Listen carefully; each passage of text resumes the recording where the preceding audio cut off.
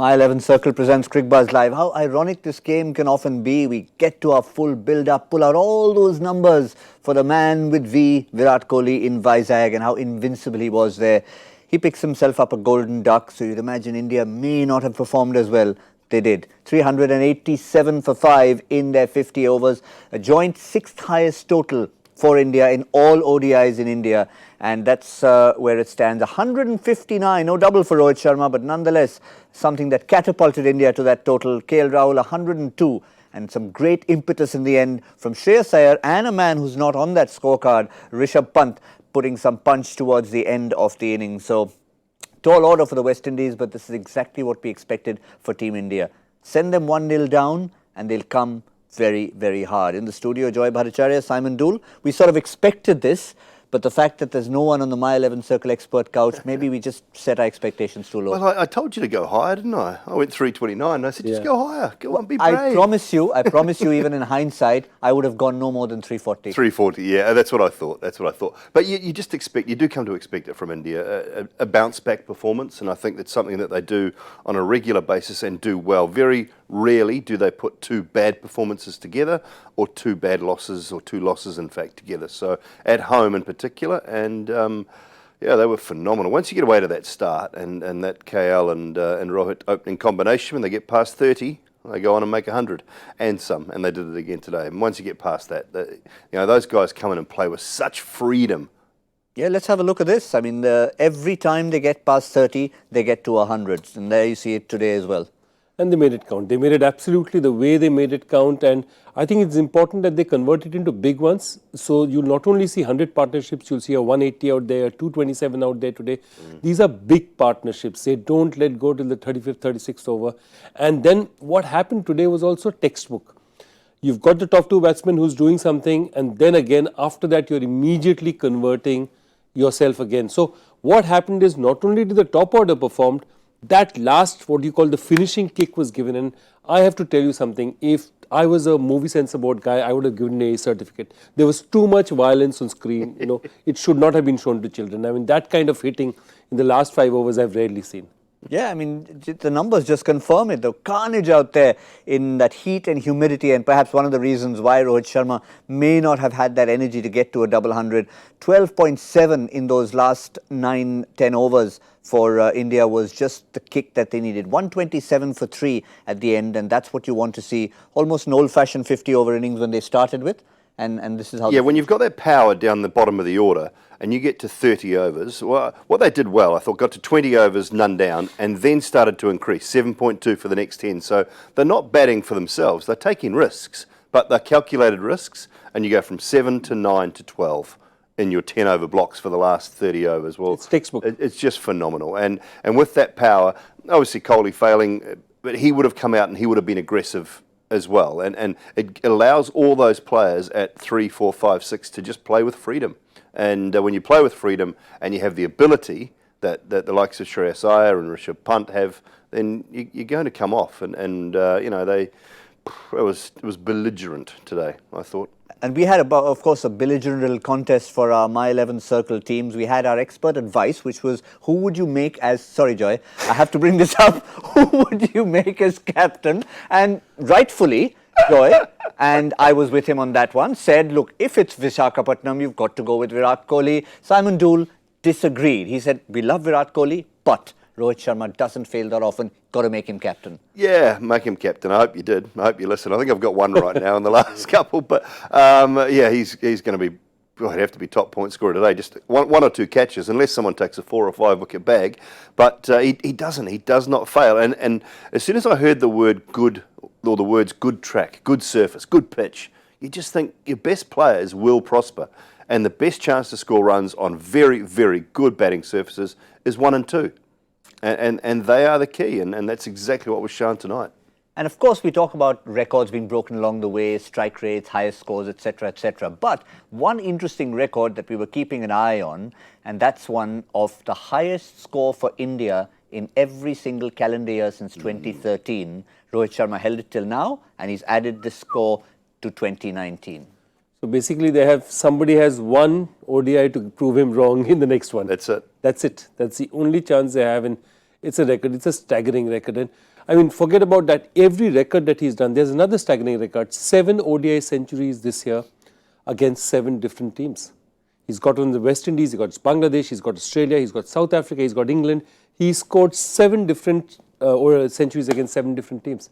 And of course, to add to that, he is by and above and all the highest number of 150 plus scores in one-day cricket. We don't talk enough about that because yes, you always talk about his double hundreds, but when he hasn't got a double, he's got 5 other occasions he's got 150 plus, making it a total of 8. He's just phenomenal, and he is in the all-time world one-day 11.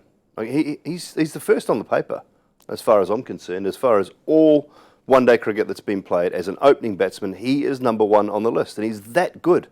And that's the thing that, you know, when we talk about it so often through IPL time, and I know, sorry to hark back onto it, but he's got to open the batting.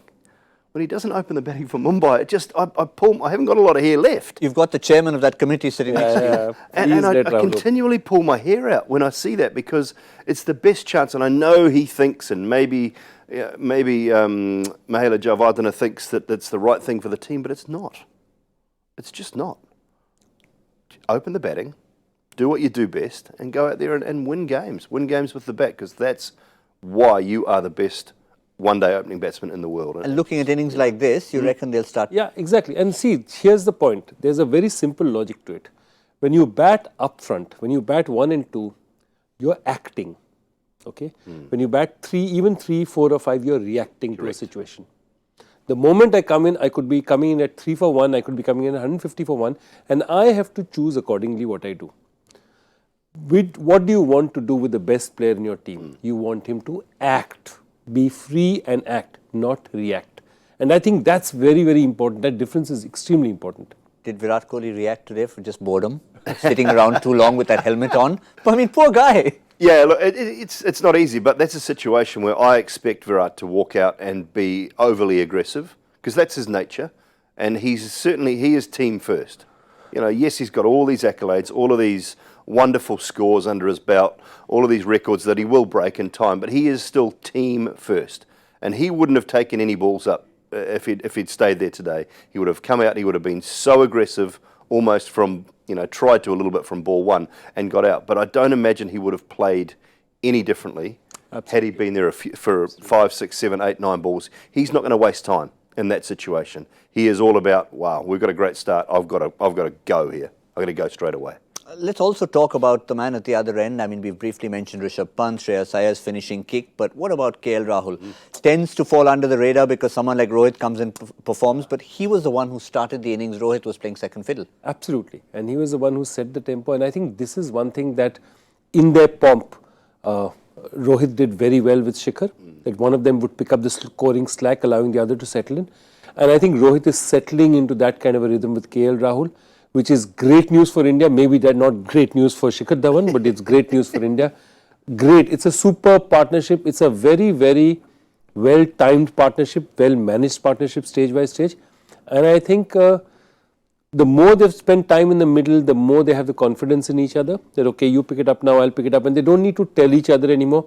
You can make out that body language, that relationship is really solid. And that's really good. Joy mentioned Shikhar briefly. I mean, we know in T20 eyes is sort of letting go in terms of KL Rahul coming in there, but even in 50 over cricket now, if he keeps playing like that. Yeah, I'd like to see the record now of KL Rahul. I mean, where's he at with his average and things in ODIs? Because he looks to me like if they can solidify this combination, he and Rohit Sharma. I know it's nice to have that left-right combo at times, and it does make the bowlers work a little bit harder and think a little bit more about it. But if he continues down this road and they get that partnership going, it's going to be very hard for Shikhar to break back into this side, I think. It's the same. It's the Sachin Saurav versus Sachin Sehwag. I mean, there's a point in time where it has to be done. Well, 38 is a number that you have at the moment in ODIs. He's sort of working his way into the team at the moment. He wanted a little higher. Has he opened in every game that he's played, or has he filled in the middle order at times? He hasn't opened in every game. Yeah, he's filled in the middle order at times, which is not his position. And to me, so you look at the opening stats alone, and you say, okay, I want you to build a career on this, because this is where we see you, obviously, as an opening batsman. It's tough for an opening batsman to come in at 4-5 and have to play a completely different role when that's just not what your game is used to. So if they gave him an extended run at the top of the order with Rohit Sharma, I think there'd be an incredibly successful pairing. I mean, a little bit like Rohit Sharma, completely different, changing the topic, but Rohit Sharma in Test match cricket asking him to open. Yeah. And therefore, now translating that back to the Mumbai Indians, since obviously eve of the auction, we keep talking about that. Are we allowed to be a little cheeky about all the franchises and how much they contributed today? I mean, we had obviously the Delhi Capitals had that fabulous partnership in the middle. Mumbai and Kings 11 started things off. Chennai finished off right at the end in the last couple of overs. RCB? Yeah, absolutely. I think it's a kind of thing where all the owners are sitting in Calcutta and switching on their television set. They say, let's give them a show, guys. You know, they're going to go into the auction. Let's cheer them up before tomorrow. They're all wondering, what kind of a team are we going to make? Are we going to get good players? And there's first you start off with the great Mumbai-Punjab combination. RCB, of course, doesn't last. And then you see the good Delhi boys together. And then you end up with a bit of CSK and a bit of CSK. Absolutely. Well, it's always, I mean, you're not going to take anything away from Virat Kohli. It was one of those situations that he had to just go for it. As I said, you're sitting in that dressing room. Sometimes I've even seen situations where if you spend so much time out there, maybe you just send Rishabh Pant out there and say, I'll come a little bit later. But he decided to go for it. It was his ground. It was not to be. But don't troll us, people from Bengaluru. It's all in jest. We know he's the king and he'll remain the king. But in just looking at this total the way it stands, I mean, the West Indies will have told themselves 320, 330, 340. We'll sort of look at ourselves getting there. But how do you walk into the dressing room and address a total like that? Tough, really tough. Tough day for the bowlers. Nobody really got on top of the Indian lineup whatsoever. The slow balls didn't grip like they did at Chennai. It looks like a belter. I mean, absolute credit to the ground staff. They've done a wonderful, wonderful job. The West Indies could chase it down. They're going to have to play incredibly well, but we saw how good they can be the other day. Now, if the dew plays a part later in the evening, they have to get away to a flying start. They have to be, again, none one down at that 15 to 20 over mark. If they are, they've got the power to come at this Indian side, and it's not India's top bowling lineup. You know, they're not their most experienced and best bowling lineup. So if they can put them under some sort of pressure, you think about it, Joy. You only got to give Kyron Pollard 90, 100 off the last 10 overs.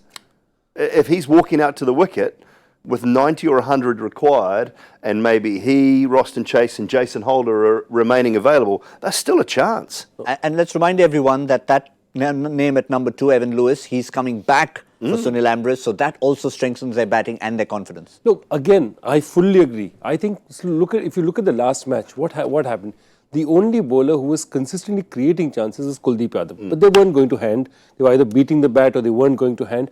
Now, that's the thing. If they survive that spell, because see, given the runs that there is on the board, they will have to take chances. Because they are under the pressure of the scoreboard, they have to take those chances. If those chances come off and they are, in the first 20 overs, they're less than 2 down, then you have a game on. Well, we're going to have another chance to get to that My 11 Circle expert couch to try and predict the score at the 10th over. But before we do that, quick chat on Rishabh Pant, because it's one thing to talk about technique and temperament, but it's another thing to actually have the management essentially back you and give you that confidence. I just want to say one thing, till about 5 years back, everyone in India would basically troll Rohit Sharma for being called potential. He's all about potential never delivers. Potential never delivers. There were two things. The stats actually showed that he actually did deliver. Maybe not to the extent that his talent showed, but it's not that he didn't deliver. He always was delivering. Otherwise, he wouldn't be in the Indian cricket team. And the second part of it is that once he got to that stage, he just completely took off. Yeah. And I think from that sort of particular monkey going off Rohit's back, they just had to put it on somebody else's. And a lot of batsmen go through this, Typical, David Gow is another example. Guys who seem to make batting look easy, they cop it more. Because you turn around and say, look at that, he's not even trying. And the fact of it is, that's just the style with which he plays, not that he's not trying.